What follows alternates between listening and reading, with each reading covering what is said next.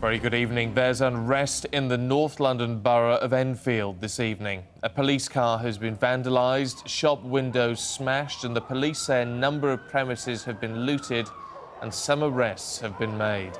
Extra police have been brought in to contain violence. More police vans have arrived tonight. Officers in riot gear have been deployed along the high street. Police with riot shields have made some arrests. Some groups have been dispersed, which had gathered in various areas. Shops are being guarded as well tonight. As you can see, officers on horseback have also been deployed, along with police dogs trying to move people on. Let's talk to our correspondent, Jason Farrell, who's live in Enfield for us tonight. What's the very latest, Jason? Well, Enfield town is a little bit quieter tonight, but the officers here taking no chances. You can see the Metropolitan Riot Squad officers are still behind me. And although it is peaceful here now, you wouldn't want to have been here 3 hours ago. It really was a scene of quite a lot of aggression, and it was a very threatening atmosphere.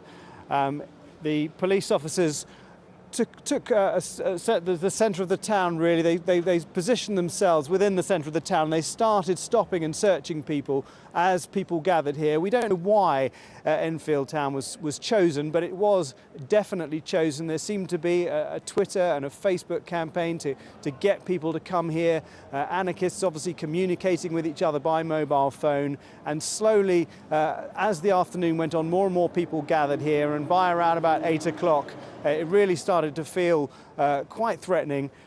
Police officers were making the odd arrest, but then by about 10 o'clock, shops started to be smashed up, and I was here. I filmed on my mobile phone a chemist's being smashed. It was being attacked by looters, and they were throwing sticks and bricks through the windows just while the police's backs were turned. Basically, they were down the other end of the street, and it wasn't until about 10 minutes later that the police came and then cordoned off that chemist for a short while.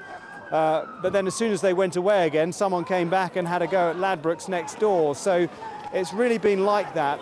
And then on this street where I'm standing now, there's been basically running battles with the police until, in quite an organised operation, large numbers of officers moved up the street, slowly pushing the rioters up the street. And they really managed to clear out this area very successfully, in fact. They've drafted in officers from Kent as well as the Metropolitan Police, so it's been a large-scale operation.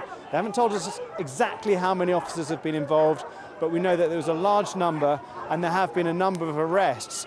But of course, as they pushed up the street, the anarchists melted into the side streets, and they started up elsewhere, and we got reports that they were moving north, slowly up towards Waltham Cross. We're not sure if they've reached there, but on their way they also attacked a retail centre and caused some disruption there, and we understand there was looting as well at this large retail centre. So it has been a night of running battles again.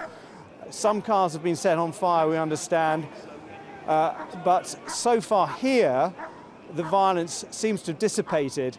And the officers really have got the situation under control in Enfield town, at least.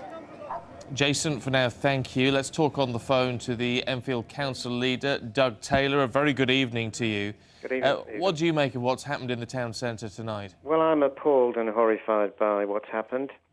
I visited the town centre early in the evening and later in the evening, and clearly we've had the attacks on shops, but we've also had youths running around the area causing damage after that, and it's really been a horrific scene for Enfield, a bad night for Enfield in all senses. And just as David Lammy earlier today described what happened in Tottenham yesterday as an attack on the people of Tottenham, I think tonight's been an attack on the people of Enfield. Is this a sign of community tension in Enfield, or is this just a group of youths taking advantage of what we saw yesterday? Well, I listened to your last speaker, and of course what we don't know is where these people came from and to what extent they are local people and to what extent they are from outside of the area.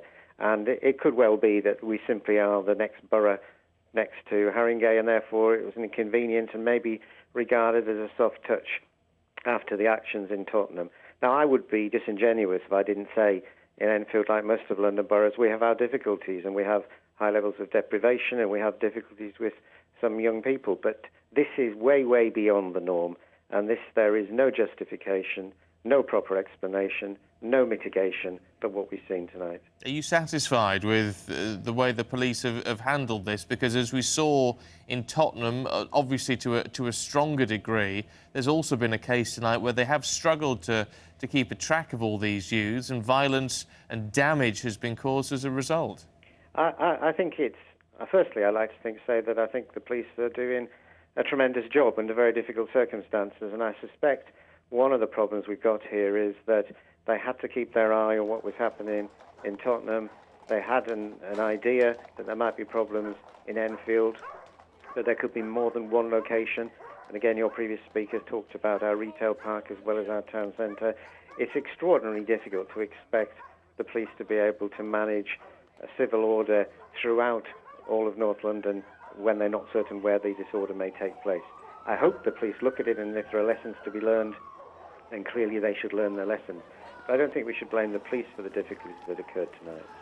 As the leader of Enfield Council, obviously your daytime is going to be ordinarily linked to local politics, local finances, bin collections, all those sort of issues that you have to deal with on a daily basis. Is there a sense now, do you think, and you talked about some of the deprivation within Enfield, that you need to focus on community building in these sort of areas? Community cohesion is an enormously important issue, and we do that, and we work with the police and other agencies locally to ensure that we do that, and we want to do that. And it is a challenging time. There is no doubt that with less cash there are difficulties, and with people who may have difficulties in terms of employment in the future, that there may be issues that raises. But at the end of the day, notwithstanding all of this, there is no justification for this sort of attack. And we will be working with our partners. Of course, the first thing we'll be doing tomorrow morning is cleaning up. And our staff will be out early in the morning to try and make Enfield look as it usually does by getting rid of the debris. Doug Taylor, leader of Enfield Council, appreciate your time. Thank you. Thank you.